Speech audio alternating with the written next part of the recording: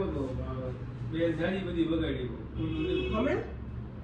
હમણાં એટલે મળી ને કે કલાક જેવું થયું એમ ખબર નહીં જાડી બેલ વગાડી એ ભાઈને એટલે કીધું તમે એને બારે રાખી દેજો નેક્સ્ટ હાલતું અંદરના રૂમમાંથી ક્યાંક ઓલી બાજુ નીકળી ગયો છે કામ મેં બારે રાખવાનું જ મેને કીધું બાર રાખી દીધું અહીંયા રાખો કે નીચે રાખો એટલે હાલે બરાબર તો તમને ડિસ્ટર્બ ન કરવાય હાલો હા કાંઈ વાંધો નહીં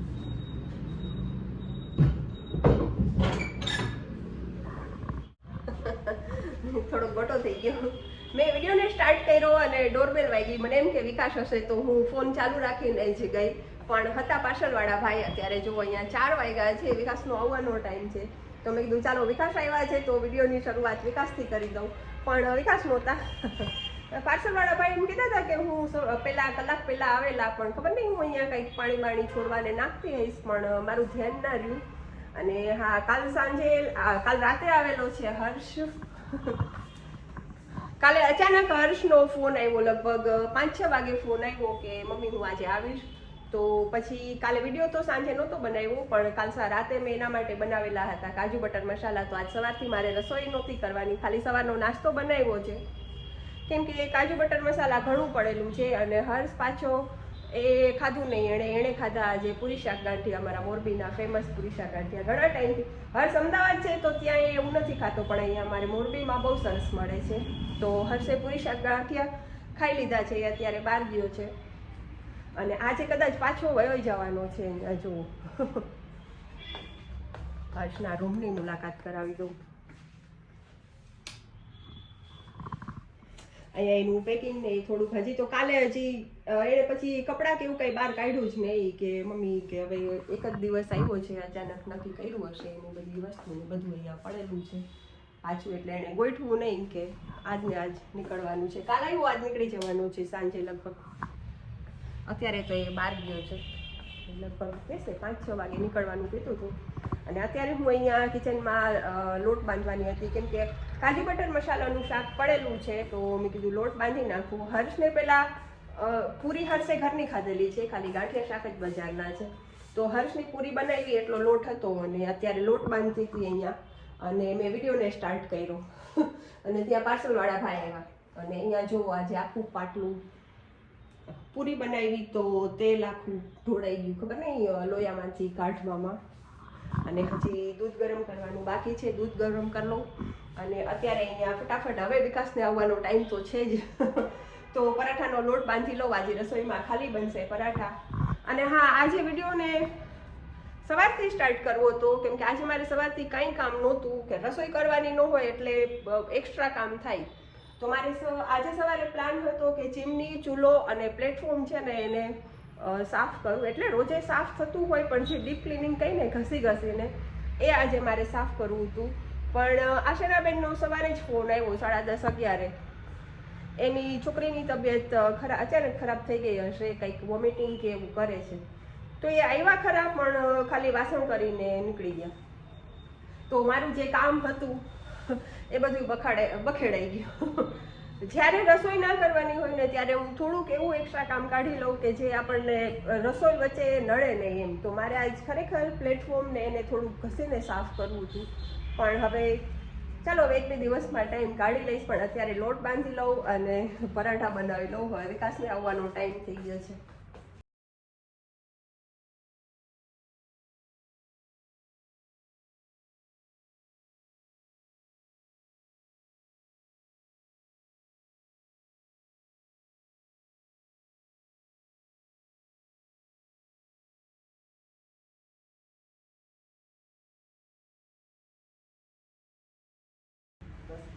ત્રણ પરાઠા ખાલી બનાવી લીધા છે પણ એકદમ મોટા ને હેવી બનાવ્યા છે બે વિકાસ ખાશે એક હું ખાઈશ અને હા કાલે કાજુ બટર મસાલા બનાવ્યું ને તો એમાં હું ચીઝ નાખતા ભૂલી ગઈ હતી હું જ્યારે કાજુ બટર મસાલા બનાવું ત્યારે એકદમ આખું શાક જે તૈયાર થઈ જાય ને ખાલી ગેસ બંધ કરું ને ત્યારે શાક ગરમ હોય ને ત્યારે એમાં ચીઝના નાના ક્યુબ કરીને ઉપર નાખી દઉં છું તો અંદર થોડા મેલ્ટ થઈ જાય તો શાક બહુ સરસ લાગે છે તો કાલે હું ચીઝ નાખતા ભૂલી ગઈ હતી તો હર્ષને જ્યારે જમવાનું પીરશું ને ત્યારે હર્ષે યાદ કરાવ્યું કે મમ્મી તું આમાં ચીઝ નથી નાખ્યું તો મેં ઉપરથી ગરમ કરીને બાઉલમાં શાક લઈને એના ઉપરથી ચીઝ નાખ્યું અને માઇક્રોવેવમાં ગરમ કર્યું તો શાક એટલું સરસ લાગતું હતું ને. પછી હર્ષને એવી રીતે કરી દીધું, અમે રાતે એવી જ રીતે જમ્યા અને અત્યારે હું જ્યારે આ બાઉલ ગરમ કરીશ ને ફ્રીજમાંથી કાઢીને ત્યારે એમાં ક્યુબ ઉપરથી નાખી દઈશ. પણ ખરેખર શાકનો ટેસ્ટ બહુ સરસ આવતું હતું.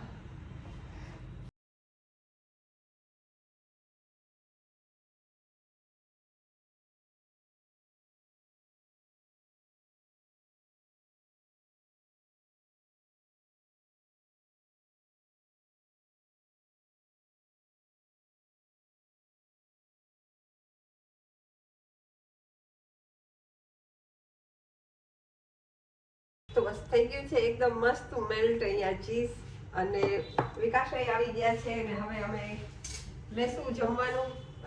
જુઓ કેટલું સરસ ચીઝ મેલ્ટ થઈ ગયું છે. આને મિક્સ કરી લઈશ.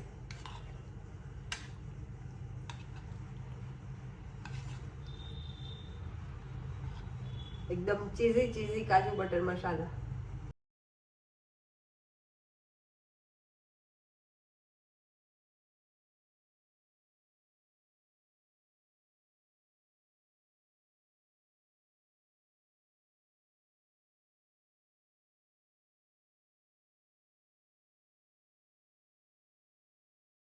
પ્લાન બનાવ્યો છે. અમારા બધાય પ્લાન ખબર નહીં કેવી રીતે અચાનક બને છે. અત્યારે અહીંયા થયા છે 7:30 પોણા 8 જેવું થઈ ગયું છે. એમાં એવું થયું, મેં હમણાં અહીંયા એક એડવર્ટાઇઝ જોઈ, ટીવીમાં એડવર્ટાઇઝ જોઈ કે જીઓ માર્ટ છે અહીંયા છે અમારે રિલાયન્સ સ્માર્ટ. હા, રિલાયન્સ સ્માર્ટ છે.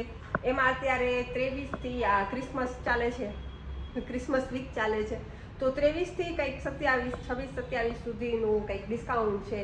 તો તે દિવસે તેલ લીધેલું હતું એ મારે લગભગ 8 મહિનાનું આવેલું છે, તો 4 મહિનાનું બાકી છે. તો અત્યારે જો કંઈક ભાવમાં કંઈક થોડોક ફેરફાર હશે, કંઈક થોડુંક ફાયદો ડિસ્કાઉન્ટ કંઈક મળતું હશે તો થોડીક ખરીદી કરશું. તો 4 મહિનાનું તેલ ને બાકી ઘરની જે થોડી ઘણી કંઈક વસ્તુ હોય એ જો કે જાજી કંઈ ખરીદી કરવાની નથી, પણ મેં આ જોઈ એડવર્ટાઇઝ એટલે મેં કીધું કે ચાલો ચક્કર મારી આવી.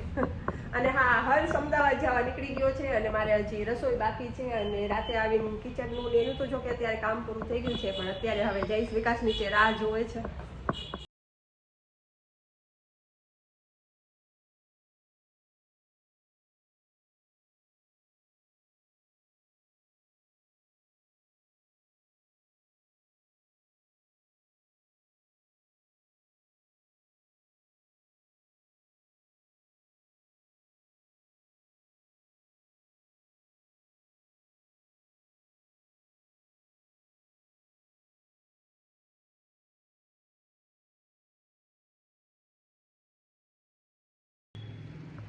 બસ અત્યારે રિલાયન્સમાંથી આવી ગયા છીએ. બહુ મોટું ડિસ્કાઉન્ટ નહોતું પણ ચાલે એવું હતું. વિકાસ કેવું ડિસ્કાઉન્ટ હતું? અત્યારે અહીંયા વિકાસ ફ્રૂટ ખાય છે. બધાને ફ્રૂટ ખાવા તો બોલાવો. આજથી તો ઠંડી ચાલુ થઈ તો ફ્રૂટ એકદમ ઠંડુ થઈ ગયું છે. મોટા જામફળ મસ્ત આવી જાવ. મોટી મોટી ચીર થઈ છે જામફળની, એકદમ સરસ. જોવો બતાવું, એકદમ હેવી છે. અત્યારે તો શિયાળામાં તો જામફળ જ એટલા સરસ આવે છે ને. અને અત્યારે અહીંયા લાવ્યા છીએ અમે, પાછું લાવ્યા છીએ અહીંયા થોડુંક તેલ. હવે વરસ એકનું તેલ પૂરું થઈ ગયું. વરસ એકનું તેલ પૂરું થઈ ગયું છે. આ પાછા આટલા કેટલા છે, 5 લીટર યા 5 લાવ્યા છીએ. અને મારું ફેવરિટ આચાર મિક્સ પંજાબી મધર્સ પિકલ્સ. અને પાછી આવી ગઈ છે 9 રૂપિયાની કિલો ખાંડ વાળી 3 કિલો ખાંડ. ફ્રૂટ ખાવામાં વિકાસને એકલું ન લાગે ને? વિકાસ, તમને ફ્રૂટ ખાવામાં એકલું નહીં લાગે? પાકું? ના. અને વિકાસ આજે તમને નથી કહેવાનું, તમને કહેવાનું છે. આજે 2 મહિના પહેલાથી લોટ પડેલો છે. દિવાળીએ લીધો તો મેંદાનો લોટ, ખરાબ થઈ જાય એ પહેલા આજે મેંદાની પૂરી બનાવી લેવાની છે. એટલે આજે બનાવીશ મેંદાની પૂરી અને પછી રસોઈ કરીશ. હવે વિકાસ અહીંયા ફ્રૂટ ખાય છે એટલે હવે કલાક 1.5 કલાક વિકાસ નામ નથી લેવાના. એટલે પહેલા મેંદાનો લોટ બાંધી લઈશ, પછી રસોઈ કરીશ, પછી જમશું ને કાં પછી જો વિકાસ નહીં આવ્યા હોય તો પૂરી વણીને તળી લઈશ.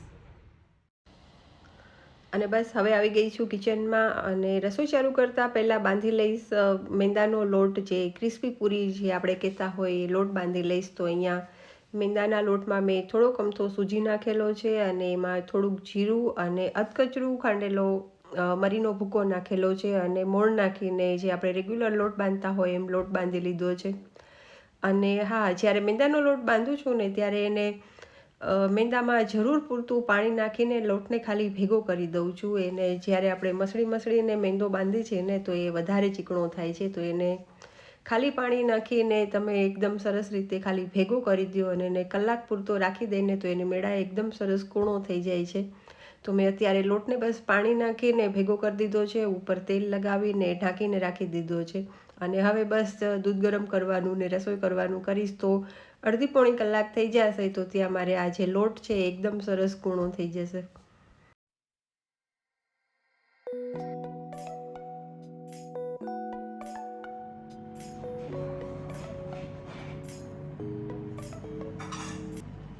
દૂધ ગરમ થતું હોય ત્યારે જરાકે આડાવડું ધ્યાન જાય અને સીધું ઉભરાઈ જાય. અને જો માથે ઉભા રહીને ગરમ કરી તો કેટલી વાર લાગે. અને સહેજ આડાવડા જાઓ એટલે પૂરું દૂધ સીધું ભૂલાઈ જાય ને ઉભરાઈ જાય. છાશનો, લીંબુ શરબતનો, લીંબુ સોડાનો અને ખારી લસ્સીનો જે મસાલો આવે આપણે બધામાં આનો યુઝ થાય છે. તો એ મસાલો હું ઘરે બનાવું છું. તો મેં આ શેકેલું જીરું લીધેલું છે, શેકેલું જીરું, અને એમાં મેં મરીને અધકચરા વાટીને હવે પાછા મિક્સરમાં કરી નાખીશ.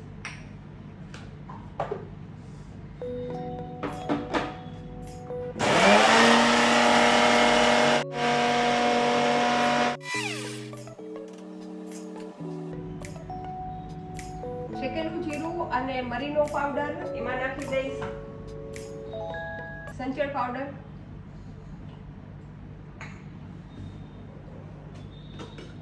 એમાં નાખીશ થોડી અમથી હિંગ, એકાદ ચમચી નાની એવી,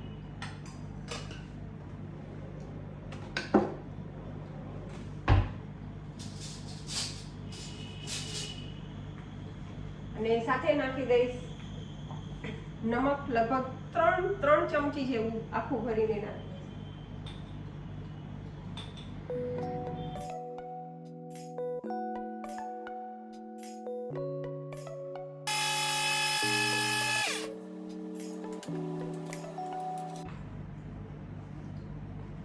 થઈ ગયું છે એકદમ સરસ મસાલો તૈયાર. આ મસાલો ઘરે બનાવેલો મસાલો હોય, થોડુંક માપ આડાવડું હોય, જીરું થોડુંક વધારે ઓછું, નમક થોડુંક વધારે ઓછું, તો કાંઈ પ્રોબ્લેમ નથી આવતો, કેમ કે બધી ઘરની જ વસ્તુ છે. તો થોડુંક કમથું વધારે ઓછું કાંઈ થઈ જાય તો એમાં કાંઈ પ્રોબ્લેમ નથી. તો હું અવારનવાર આ મસાલો મારે વિકાસને હંમેશા રાતે સોડા પીવાની ટેવ છે, મસાલા સોડા. તો જે ઘરનો મસાલો હોય એમાં જ સોડા બનાવી નાખું છું.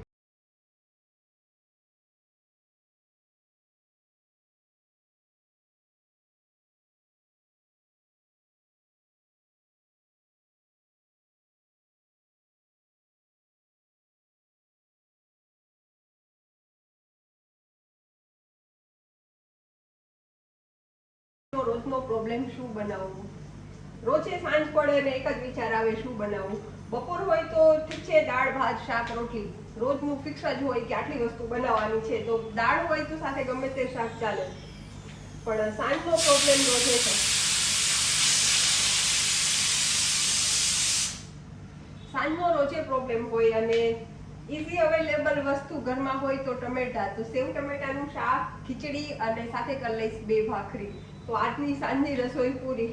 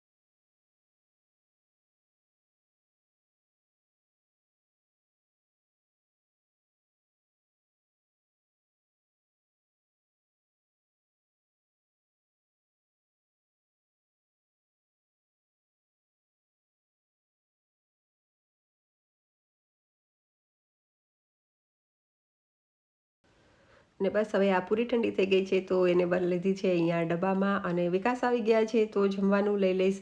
અને હા, પહેલાં ભાખરી બનાવવાનું નક્કી કરેલું હતું, પણ પછી ભાખરી નથી બનાવી. મને યાદ આવ્યું કે કાલની ખીર પડેલી છે. કાલે હર્ષ આવ્યો તો મેં એના માટે ખીર બનાવી, પણ હર્ષે ખીર બિલકુલ ચાખી નથી અને ડબ્બો એમણે ભરેલો છે. તો મેં બનાવી લીધી છે જે આપણી રેગ્યુલર પોચી પૂરી હોય એ. તો બસ આવી જાવ જમવા. કાલની ખીર, આજની પૂરી, ખીચડી, શાક, રોટલી, રોટલી નથી, તળેલા મરચાં.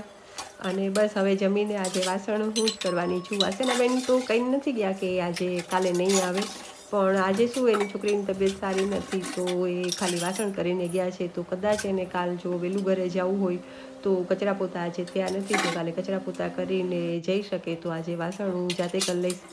તો બસ હવે વાસણ કરીને પ્લેટફોર્મ સાફ કરીશ, ચૂલો સાફ કરીશ અને આજના કામને પૂર્ણાહુતિ કરીશ. કાલે નવો દિવસ, નવું કામ.